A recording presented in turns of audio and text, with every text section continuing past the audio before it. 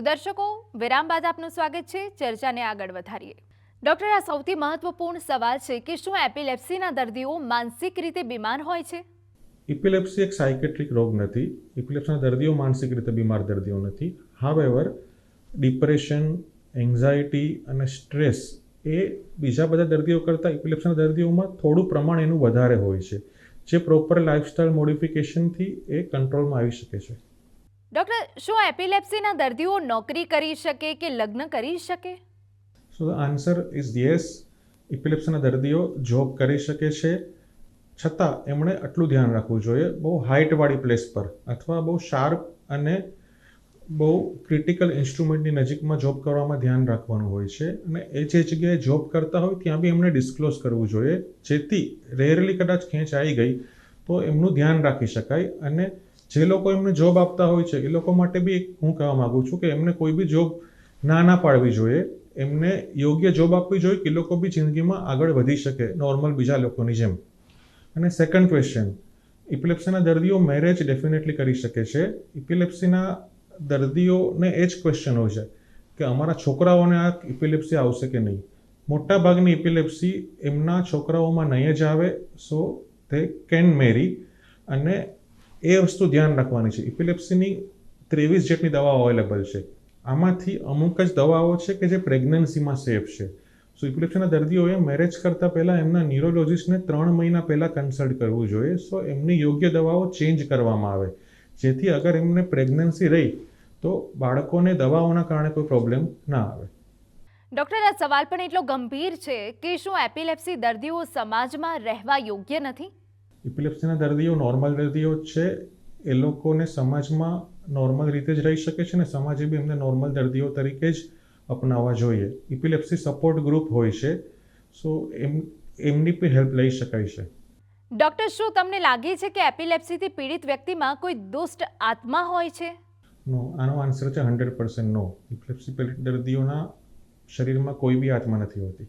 એ ખાલી electrical circuit disturb થવાના કારણે થાય છે. ડોક્ટર, શું ચામડાની વસ્તુઓ સૂંઘવાથી, દાંતની નીચે કોઈક વસ્તુ મૂકવાથી અથવા દોરડા વડે સંયમ રાખવાથી આંચકીના હુમલા અટકાવી શકાય છે? સો હજી બી કોઈ વિલેજમાંથી પેશન્ટ કે ઇવન સિટીમાંથી પેશન્ટ આવે તો ઘણા લોકો એવું કહે છે કે ડુંગળી મૂકી, જૂતા સૂંઘાડ્યા પછી ખેંચ બંધ થઈ ગઈ. તો એ બહુ રોંગ માન્યતા છે. મોટાભાગના લોકોની ખેંચ ઓટોમેટિકલી જ 1.5 મિનિટની આસપાસ બંધ થઈ જાય છે. સો ડુંગળીનો, જૂતાનો કે બીજો કશો ઉપયોગ ના કરવો જોઈએ. એ ટોટલી રોંગ પ્રેક્ટિસ છે. ડોક્ટર, જ્યારે સામાન્ય લોકો કોઈને આંચકીનો હુમલો આવતા જોઈએ ત્યારે તેઓ શું કરે છે? સો કોઈ બી દર્દીને તમારી બાજુમાં અથવા તમારા કોઈ સગાને ખેંચ આવતી હોય ત્યારે આટલી વસ્તુ ધ્યાન રાખવી જોઈએ. એક તો પેનિક ના થવું જોઈએ. ફર્સ્ટ થિંગ, દર્દીને એક બાજુ ટર્ન કરી દેવો જોઈએ. શાના માટે? કે ક્યારેક મોઢામાંથી જે ફીણ નીકળતું હોય તો એ ફેફસામાં ના જતું રહે. સો એમને ભવિષ્યમાં ન્યુમોનિયા થવાની શક્યતા ના રહે. બીજી વસ્તુ, એ જે હાથ પગનું હલનચલન હોય એને રોકવાની કોશિશ ના કરવું જોઈએ. મોટાભાગના દર્દીઓમાં 1.5 મિનિટમાં ઓટોમેટિકલી બંધ થઈ જતું હોય છે, તો એને જોરથી પકડી રાખવું ના જોઈએ. ત્રીજી વસ્તુ, દર્દીની આસપાસ કોઈ ટેબલની ધાર છે કે કોઈ એમને નુકસાન કરે એવા કોઈ ઇન્સ્ટ્રુમેન્ટ છે તો દર્દીને એનાથી બચાવવું જોઈએ. દર્દીના નેકની નીચે કુશન કે કશું મૂકીને સપોર્ટ આપવો જોઈએ. દર્દીના મોઢામાં ડુંગળી, જૂતા કશાનો ઉપયોગ ના કરવો જોઈએ. દર્દીના મોઢામાં ચમચી બી ના નાખવી જોઈએ. દર્દી જ્યાં સુધી ભાનમાં ના આવે ત્યાં સુધી પાણી પણ ના આપવું જોઈએ. બિકોઝ દર્દીને ખેંચ આવે ત્યારે દર્દી ભાનમાં નથી હોતું. અગર તમે પાણી આપો તો એમને ફેફસામાં જતું રહેશે કે અન્ય નળીમાં જતું રહેશે, દર્દીને ખબર નહીં પડે, તો બીજી તકલીફ ઊભી થશે. અને જ્યાં સુધી દર્દી ફૂલ્લી કોન્શિયસ એટલે પૂરેપૂરા ભાનમાં ના આવે ત્યાં સુધી તમારે દર્દી સાથે રહેવું જોઈએ. બહુ જ રેર સર્કમસ્ટન્સીસ એવા હોય છે કે જેમાં દર્દીને 1.5-2 મિનિટથી બી લાંબી ખેંચ ચાલે અથવા એક ખેંચ પત્યા પછી બીજી ખેંચ આવે. તો એવા સંજોગોમાં અમુક સ્પ્રે હોય છે, મિડાઝોલામ સ્પ્રે, એનો તમે ઉપયોગ કરી શકો છો અથવા દર્દીને નજીકની હોસ્પિટલમાં લઈ જઈ શકો છો. ડોક્ટર, આ સવાલ મહત્વપૂર્ણ છે કે એપિલેપ્સી ધરાવતી વ્યક્તિ શું કરવું અને શું ન કરવું જોઈએ? ઇપિલેપ્સી ધરાવતી દર્દીઓએ ડ્રાઇવિંગમાં રિસ્ટ્રિક્શન હોય છે. અગર આપણે ભારતની ઇન્ડિયન ગાઈડલાઇન જોઈએ, ડ્રાઇવિંગ એસોસિએશન, સો ખેંચના દર્દીઓને ડ્રાઇવિંગ માટે ના પાડવામાં આવી છે. હાવેવર, અગર આપણે વેસ્ટર્ન કન્ટ્રીઝ, યુએસએ અને કેનેડાની ગાઈડલાઇન જોઈએ તો 6 મહિના સુધી દર્દીને ખેંચ ના આવે તો દર્દીને વ્હીકલ ચલાવવાની છૂટ હોય છે. બીજું સ્વિમિંગ, તો સ્વિમિંગનું રિસ્ટ્રિક્શન હોય છે ખેંચના દર્દીઓને. આ સિવાય શું કરવું જોઈએ, તો એક તો દવાઓ નિયમિત રહેવી જોઈએ. ખેંચની દવાઓ ગાઈડલાઇનમાં પ્રોપર ટેસ્ટ થઈને આવેલી હોય છે. એની મોટાભાગે કોઈ સિરિયસ સાઇડ ઇફેક્ટ નથી હોતી. શરૂઆતના દિવસોમાં અમુક લોકોને થોડું ઊંઘ વધારે આવી કે થોડું ડિઝીનેસ થવું એ સિમ્ટોમ આવી શકે છે, પણ એ થોડા દિવસમાં જતા રહેશે. તો દવાઓ નિયમિતપણે લેવી જોઈએ.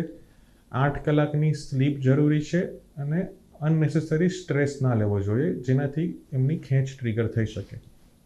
ડૉક્ટર, સામાન્ય લોકો અને સમાજ, એપિલેપ્સીના દર્દીઓ અને તેમની સંભાળ રાખનારાઓને તમે સંદેશ શું આપવા માંગો છો?